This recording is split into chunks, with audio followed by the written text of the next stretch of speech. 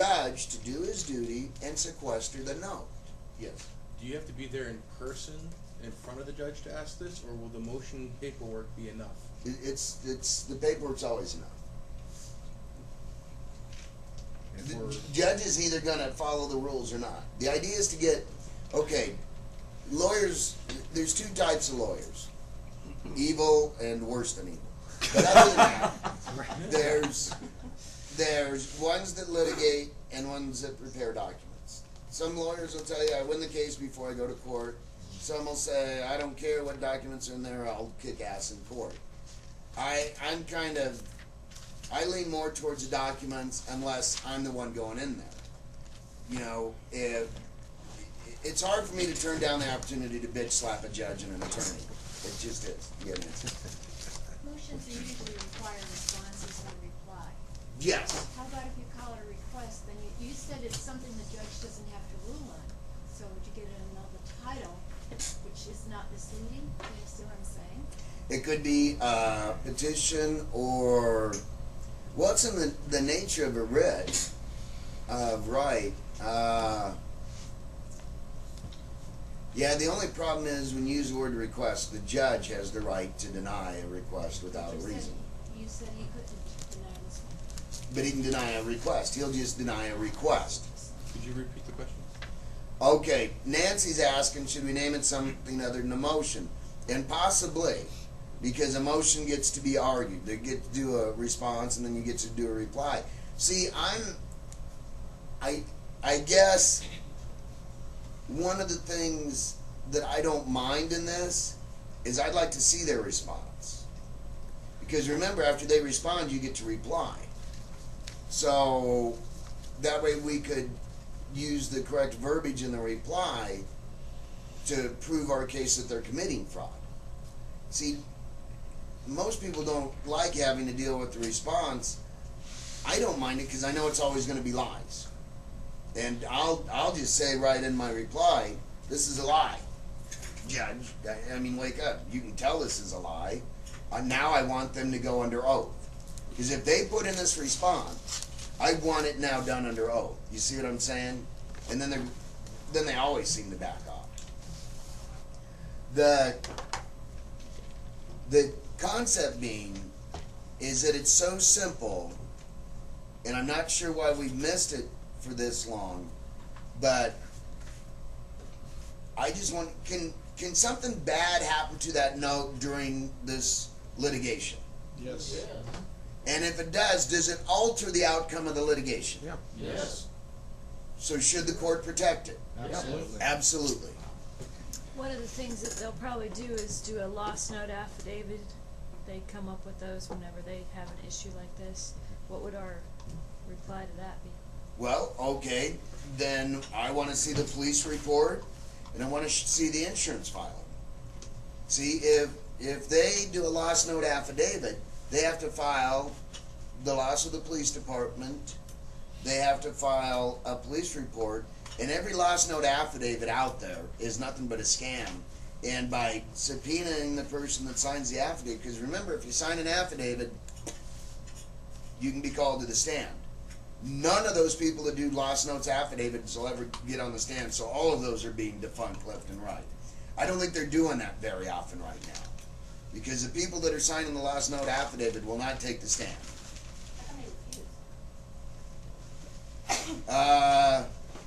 It's not that they refuse, they try to extend it, or they put in an affidavit saying it was a mistake. So yeah, they can't refuse. You can't refuse when you're subpoenaed. But so far they haven't taken the stand. So what happens with that affidavit if they don't take the stand? It's gone. I mean, it's going to add a lot of time to the trial, but does that bother you? No. See, time's on our side, not theirs. Going back to the note thing, can they reply to you? You should have a copy of the note because we gave it to you, so why are you requesting to have a sequester where you have a copy? Because I can have a copy of your bank account number. Does that mean I have your bank account, access to your bank account? No, it's not. It's the document itself is as important as the actual $100 bill. It's the note that counts here. What you don't understand, first of all, in title, companies give you a copy of the note, it's just a copy of a blank unsigned note. You've never signed it yet. If you were lucky enough at title to get a copy of your note, the note would have to have all the stamps from all the entities that it has gone from A to B to C to D. Every single time that there is an assignment of your deed of trust recorded in the county recorder's office, that same entity must have stamped that note that they are now the owner without recourse, and then it gets stamped to the next entity and the next Well, one. even if it doesn't get recorded, The note it doesn't has get to be recorded. stamped again. Yeah, well, every recorded assignment of deed of trust has to have a corresponding stamp on the note. Yes. That way they always went together everywhere. But not in every state does a deed of trust get transferred and have to be recorded. That's not true in every state. Okay, and then you got to be real careful because it's not true in every state. So, but even if it does transfer, if it's not recorded, has to be somehow enumerated on the note or the allonge. And the allonge is really part of the note. An allonge is not supposed to be used until the note is full, but they use it all the time anyways, and it has to be firmly affixed and all that. So, The notes never get recorded here. The No. deed of trust is the one that secures the note, but the note never records in Correct. Arizona. right. Okay. Has anybody in here seen their original note? Never. Well, when you sign in a title. I've been, I think, 5 times to different law firms and seen knowing what I knew then, I believed they were the original notes. Knowing what I know now, I don't believe they were the original notes. Going back through it, I'd like to go back and see those notes again because I would feel them. And they wouldn't allow us to feel them. Oh, really? How interesting. Wow. And I'm thinking at this point, just the mere fact that they didn't allow me to feel the note, I now believe it probably was just a very good color copier. So I can't answer that question completely correct. I think possibly I did, but now I don't think I did. Yes. So if you think a fake note comes back, do you ask for forensic evidence, or what do you do? Well, the first thing you do is you feel it. We have a case in bankruptcy court where they brought in 4 different original notes. Judge finally looked at the bank's attorney and said, "Get your own attorney. Yeah, when you You come can't back have 4 notes." When you come back again. And that's one of our people. He's very good, Bill McCaffrey. And the judge told the bank's attorney, "Get your own attorney. You can't have 4 notes." They claimed all 4 notes were originals, and that's not even possible. Do you know the name of that attorney? Levine, Levine. Yeah, Paul Levine. he just got sanctioned again. Another Oh, case. he's always getting sanctioned. This guy is dirty. He's a rat. Oh, he's Oh my God. He's right up there with old Leonard McDonald. Yeah. Leonard. My guy. Poor Leonard. My guy. There's a special place in hell for Leonard and Paul. Yeah. Yeah. That's the place with the rectal pineapples, right? Yes. Who are Leonard and On steroids. The hydroponic rectal pineapples. You guys are sick. Just saying that Paul Levine, according to what you said, when you sequester a property, it cannot be sold during sequestration. And Paul Levine told me by phone to go ahead and find investors to make offers on my property. I found an investor to make an offer on my property. He gave me his personal email address. I emailed it to him. Of course, we heard nothing back. And now he's asked for a dismissal of my case. And I'm thinking he's going to play hardball in the fact that he trapped me into making an offer on a property. Yeah, that's see, been but in real estate, nothing's criminal till it's consummated. So they can't even use that. Plus, all you'd have to do is an affidavit that he's the one that brought it up and asked you to do that, and you were trying to assist them. And, you know, that would be a lousy trap. It'd be too easy to get around. Paul Levine's just, Sleazy. well, and he knows the court. He knows the judges are on his side and he can get away with a lot. So we'll eventually catch him. We will. We're getting closer every time. Yeah, he needs to go to prison, and eventually he probably will, but it's going to be a while.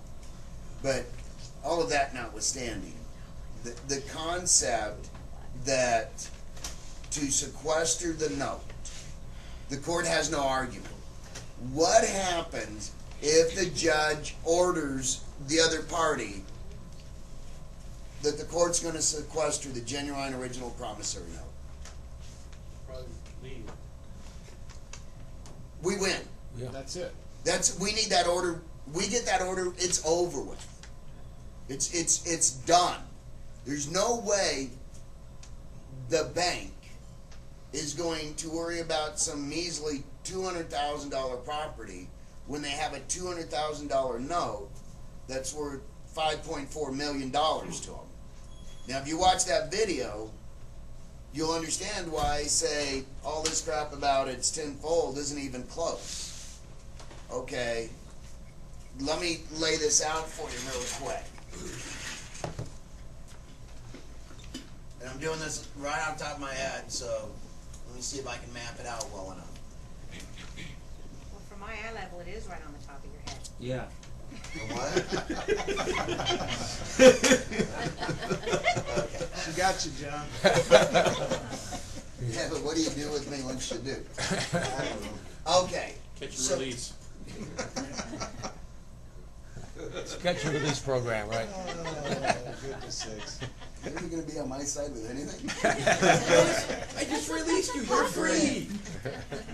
But Here's- you want to be released. Here's the note, or whatever.